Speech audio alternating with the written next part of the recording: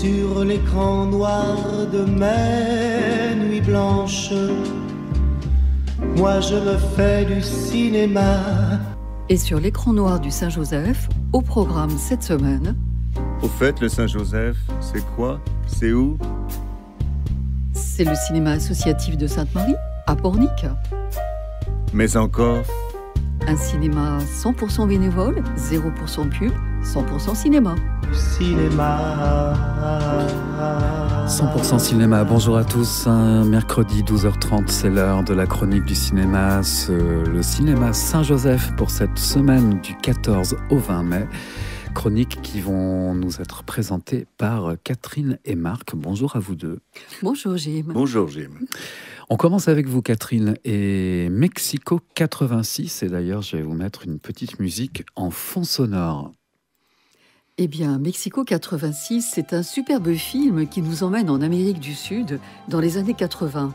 Maria se bat contre la dictature au Guatemala et a dû s'exiler au Mexique. Quelques années après, son fils de 10 ans vient la retrouver et elle va devoir choisir entre son rôle de mère et son engagement militant.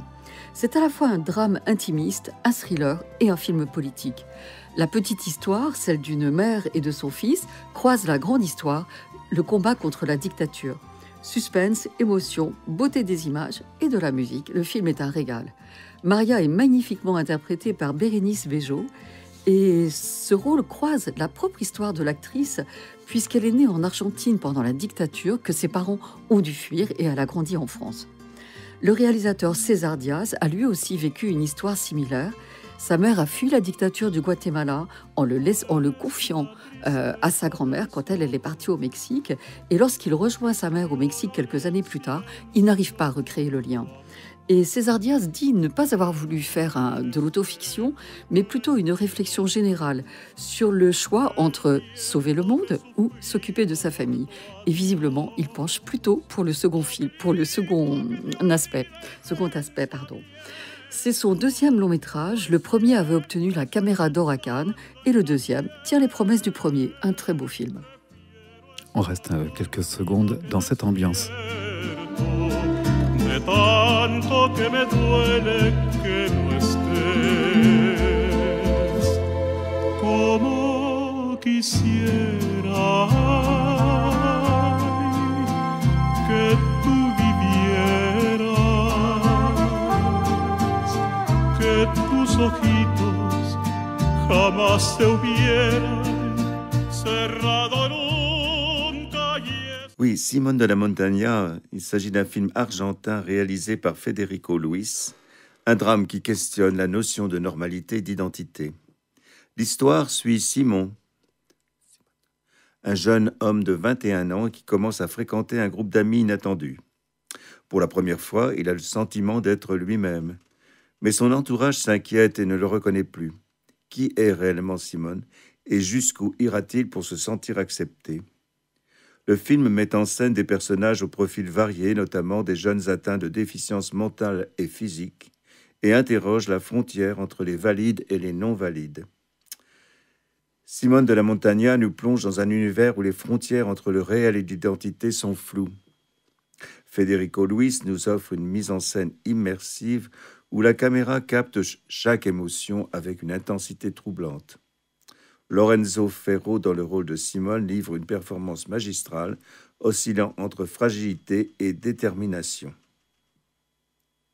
Une mise en scène audacieuse qui nous plonge dans l'intimité des personnages, un scénario déroutant qui refuse d'apporter des réponses toutes faites, une réflexion profonde sur l'identité et l'appartenance. Federico Luis a été inspiré par son propre vécu pour écrire ce film. Il a passé plusieurs mois à observer des groupes de jeunes en situation de handicap pour capter leur dynamique et retranscrire leur réalité avec justesse. C'est un film qui bouscule les certitudes et invite à la réflexion, une œuvre qui ne laisse personne indifférent et qui mérite d'être vue pour son audace et sa profondeur. D'ailleurs, le film a été récompensé à la semaine de la critique du Festival de Cannes, où il a remporté le Grand Prix. Muchas gracias. De nada. On continue avec vous et c'est la semaine des jumelages. Oui, c'est la semaine des jumelages à Pornic. Et dans ce cadre, le cinéma Saint-Joseph projette Ela. Ela, c'est le prénom d'une jeune fille kurde qui a grandi en Allemagne où sa famille a émigré. Elle doit se marier, mais n'est plus vierge. Et comme sa famille est très traditionnaliste et qu'elle ne veut pas la choquer, elle cherche à se faire reconstruire son hymen. Et en même temps qu'elle entre dans cette démarche, elle réfléchit au sens de cette démarche et elle est complètement tiraillée entre son désir de ne pas choquer et en même temps son désir de liberté.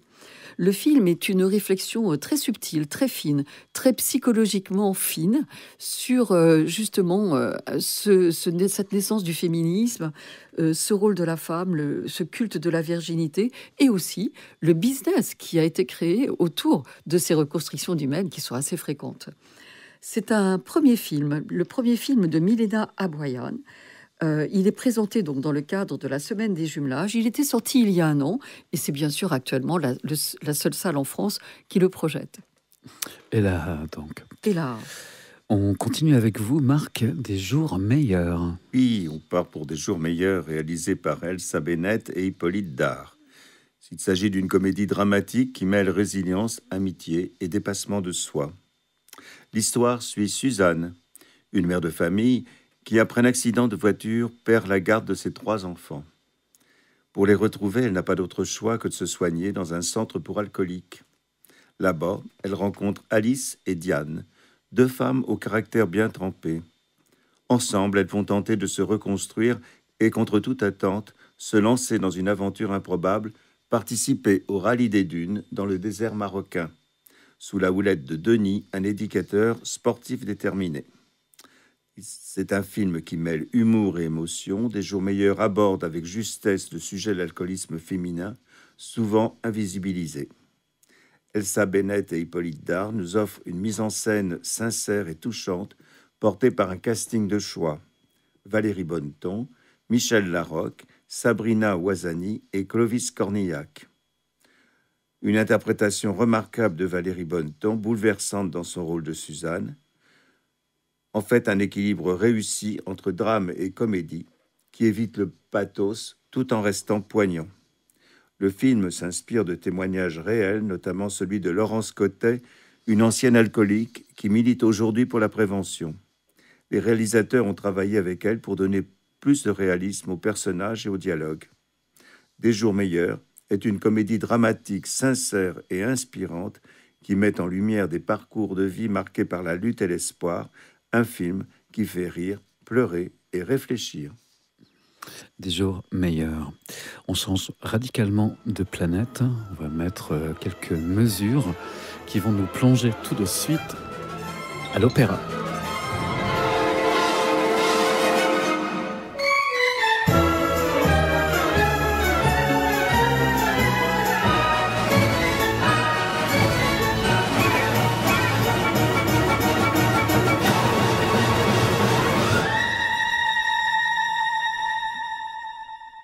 Pour une séance d'opéra en direct. absolument.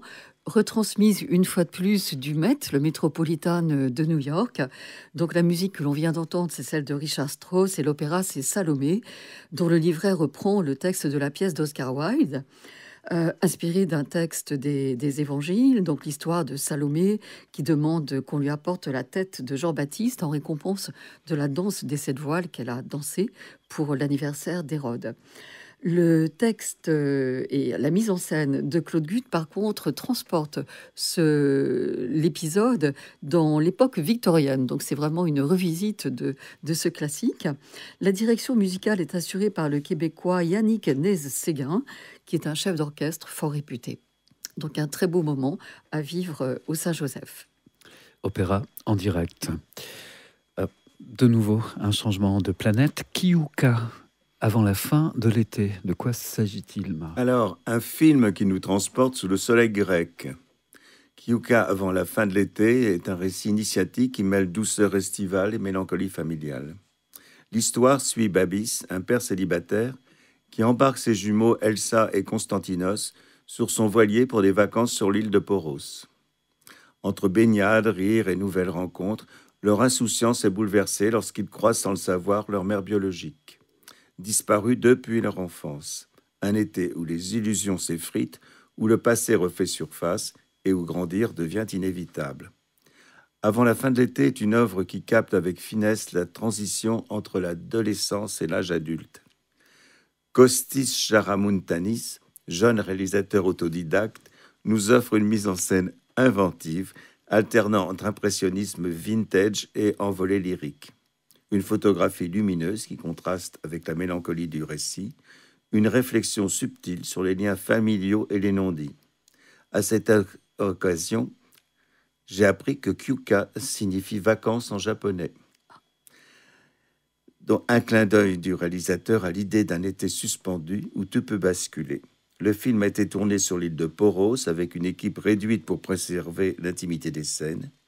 Kyuka, avant la fin de l'été, est un film solaire et mélancolique qui explore avec délicatesse les blessures familiales et les illusions perdues. Une œuvre qui nous rappelle que parfois, il faut plus d'un été pour penser la cicatrice du passé. Et bravo pour la prononciation du nom du réalisateur. L'accent grec est remarquable. Remarquable. Rubrique coup de cœur maintenant, et c'est avec vous Catherine. Oui, on le revient coup de cœur sur de la semaine, c'est En fanfare. Si vous ne faites pas partie des 2 600 000 Français qui ont déjà vu le film, eh bien c'est l'occasion d'y aller et de ne pas le manquer. Oui, c'est un film qui est vraiment a reçu une critique dithyrambique. Ouais. Absolument. Et je crois que c'est vraiment un de la film... presse, du public. Ouais. Je n'ai rencontré personne qui ait été déçu par ce film, qui est très tendre, à la fois pour les personnages, mais aussi pour ces fanfares du Nord qui sont vraiment très bien mises en valeur. C'est tout l'art des ch'tis. Tout l'art des ch'tis.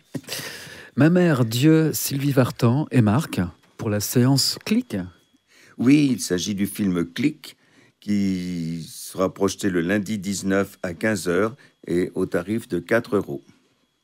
Alors, Ma mère Dieu et Sylvie Vartan, c'est un film réalisé par Ken Scott qui raconte l'histoire bouleversante d'une mère et de son fils, traversant les épreuves de la vie avec une détermination sans faille. Le film est basé sur le livre autobiographique de Roland Pérez qui raconte son propre parcours. Né avec un pied beau, une malformation du pied, Roland semble être destiné à une vie de difficulté. Cependant, sa mère Esther, incarnée par Leila Bekti, refuse d'accepter ce destin pour son fils. Elle se battra corps et âme pour lui offrir une vie normale et lui permettre de marcher comme les autres enfants. Sylvie Vartan, icône de la chanson française, joue un rôle clé dans cette histoire. Dans le film, elle incarne son propre rôle, apportant une touche d'authenticité et de nostalgie.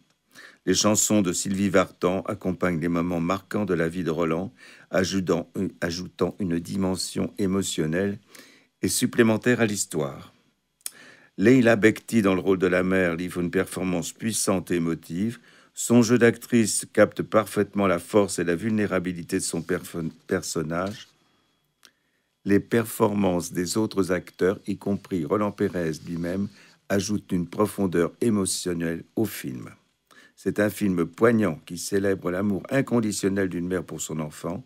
À travers les épreuves et les miracles de la vie, il nous rappelle que l'amour et la détermination peuvent surmonter les obstacles les plus insurmontables. Que vous soyez fan de Sylvie Vartan ou simplement à la recherche d'une histoire inspirante, ce film saura vous émouvoir. Je crois que c'est tiré d'une histoire vraie. Oui, tout à fait. Absolument. Merci beaucoup. Merci Catherine, merci Marc pour la présentation des films pour cette semaine du 14 au 20 mai. On se retrouve la semaine prochaine. D'ici là, allez au cinéma. Et je t'emmène